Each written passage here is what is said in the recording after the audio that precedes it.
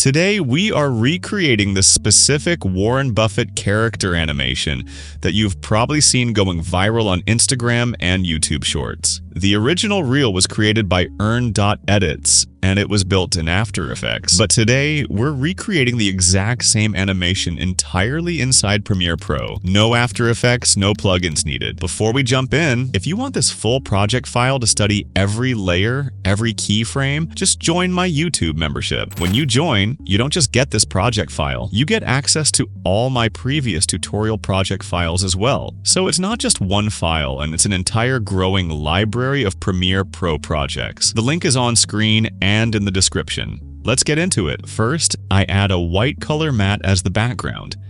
Then I bring in the Warren Buffett character PNG image. You can download this image from the link in the description. I'll have it added there. Now here's the key part of this whole animation, the head bob. For the head to move independently from the body, we need to separate them into two different layers. Here's exactly how to do it. I duplicate the character image layer so I have two identical copies stacked on top of each other. I select the top layer and go to Effect Controls. In the opacity section, I click the pen tool to create a mask. I carefully draw a mask around just the head, following the outline of the head as precisely as possible. Take your time here. The cleaner your mask, the better the animation will look. Once the mask is drawn, I decrease the feather value to keep the edges sharp and tight. Now the top layer shows only the head, and the bottom layer still shows the full character, including the head. So right now, the head is visible on both layers. No, we need to fix the bottom layer. I copy the mask from the top layer and paste it onto the bottom layer. Then I invert the mask on the bottom layer. Now the bottom layer shows only the body, with the head area masked out. So now we have two layers working together. The bottom layer has only the body, and the top layer has only the head. They look identical when stacked, but we can now animate each part separately. Perfect. Now I select the top layer, the head layer. Before I animate, I need to move the anchor point. By default, the anchor point is in the center of the layer, so I click on the anchor point tool in Effect Controls and drag the anchor point down to the neck area of the character. Now, when I rotate, the head will pivot naturally from the neck, just like a real head nod. Now I turn on the rotation keyframe. My first keyframe is at -10 degrees. The head is tilted slightly to the left. I move forward 10 to 15 frames and set the rotation to +8 degrees. The head tilts to the right. Then I move forward another 10 to 15 frames and set it back to -10 degrees. So the full pattern is left, right, left. 3 keyframes, 1 complete bob cycle. Now let's make it smooth.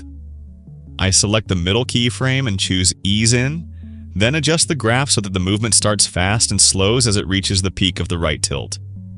Then I select the last keyframe, also choose Ease In, and adjust the graph so the return to the left tilt also eases in gently. Keep playing it back and adjusting until the head movement feels natural and organic, not robotic or mechanical. Now I need this head bob to continue throughout the entire video, not just for those first few seconds. Here's the easy way to do it. Select the keyframes you want to repeat, hold Alt, and drag them forward in the timeline. This copies the keyframes to the new position. Keep repeating this process until the head bobbing animation covers the full length of your video. If you want the bob to be faster, increase the rotation degree values. If you want it slower and more subtle, decrease them. Adjust to your personal preference and what feels right for the character. Here's something most people don't think about. When the head rotates from side to side, a small gap appears between the head and the body at the neck. The background shows through that gap, which breaks the illusion. We need to fill it. I use the pen tool to draw a custom shape around the neck area of the character. The key is to fill this shape with the same skin color as the character's neck in the image. Sample the color using the eyedropper tool and match it as closely as possible. Now this shape sits between the head layer and the body layer, filling the gap whenever the head tilts and covering any visible background. Once you're happy with the head animation and the neck fill shape, select all the character layers on the head, the body, and the neck shape, along with the white background. Make sure you leave the background color matte out of the nest, only the character elements. Right-click and nest them all together into one sequence. This makes the character a single clean unit to work with. I select the nested character layer and go to Effects. I search for stroke and add it to the nest layer. Look at what happens. A colored outline appears around the entire character shape. This is the first ring. In Effect Controls, I change the stroke color to maroon. I set the stroke size to around 10. Now I add the stroke effect a second time on the same layer. Yes, 2 stroke effects on the same layer. In the second stroke effect, I increase the size to around 15. Now I duplicate the entire nested layer. On this duplicate, I go into the stroke effects and change both stroke colors to a light yellowish cream color, like an old paper tone. Make sure you change both stroke effects on this layer since we added 2 strokes. Now this duplicate layer has cream-colored outlines instead of maroon, but right now you can't see the outlines properly. I add a transform effect to this duplicate layer. In the transform settings, I set the shutter angle to 60 degrees for a subtle motion blur. Then I turn on the scale keyframe. Important: the first keyframe should be scale at 0, not 100. The ring starts completely invisible at 0 scale. Then I move forward a few frames and set the scale to its full visible size. The ring grows outward from nothing to its full size. The character image is still visible on top. Here's the fix. In the stroke effect settings, check the box that says Hide Original.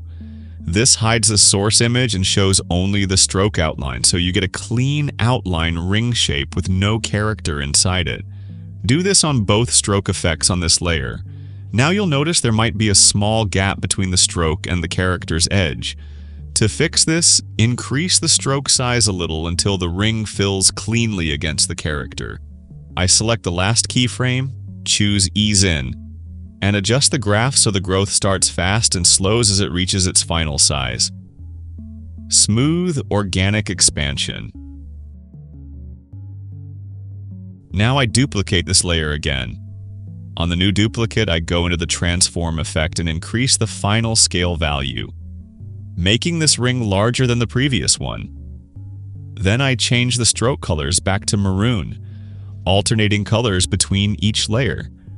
So layer 1 is maroon, layer 2 is cream, layer 3 is maroon, layer 4 is cream, and so on. I keep duplicating and alternating. Each new layer is larger than the previous one and alternates in color. I do this until I have around 7 to 8 layers total, and the outermost ring fills the entire screen edge to edge. When you stack all these layers and play them back, each ring grows outward one after another, creating that beautiful, expanding ripple effect around the character. This is the most technical part of the whole tutorial. If you want to study exactly how many layers I used, what size values I set, and how the keyframe timing works, grab the full project file from the membership. It's all there, ready to open and explore. Once I'm happy with all the ring layers, I select every single one of them and nest them together. Now I have one clean nested sequence containing all the rings. On this nest, I turn on the scale keyframe and create a subtle zoom-in animation from the very start. The scene starts ever so slightly zoomed out and gradually zooms in to the final size. I adjust the graph so the zoom starts fast and slows down. This makes the viewer feel like they're being drawn into the scene. Very cinematic. Now, play back what we have so far. It looks good, but something feels a little flat and digital. What takes this from looking like a digital graphic to looking like a crafted editorial illustration is texture. Watch this. I'll show you the before and after with the texture on and off. You'll immediately see the difference. I added the texture image to the timeline above all layers. You can download this texture from the link in the description. I changed the blending mode of the texture layer to screen. It looks too bright and white right now. The texture is washing out the colors underneath. I need to darken the texture so it blends more subtly. I go to Effects and add Lumetri color to the texture layer. In Effect Controls, I decrease the black's value and the white's value, pulling the bright areas down. Then I go to the Curves section and drag the bottom left point of the curve downward, which deepens the dark tones further. Finally, I decrease the opacity of the texture layer slightly. Now the texture blends in naturally. It adds grain, roughness, and depth without overpowering the colors underneath. Now I add an adjustment layer on top of everything. On this adjustment layer, I add the vignette effect. I adjust the width and height values to bring the dark vignette edge inward slightly. Then I add the focus blur effect on the same adjustment layer. This slightly blurs the very edges of the frame. If you want to push the depth even further, here's one more optional touch. Select the main character nest layer and add the long shadow effect.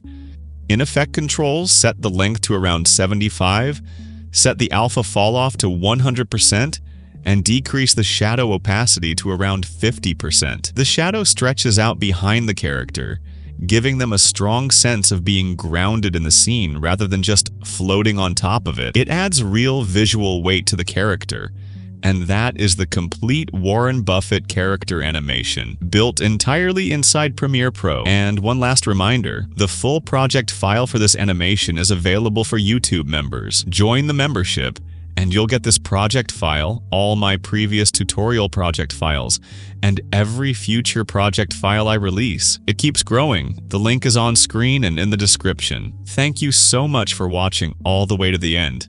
I appreciate you. I'll see you in the next one.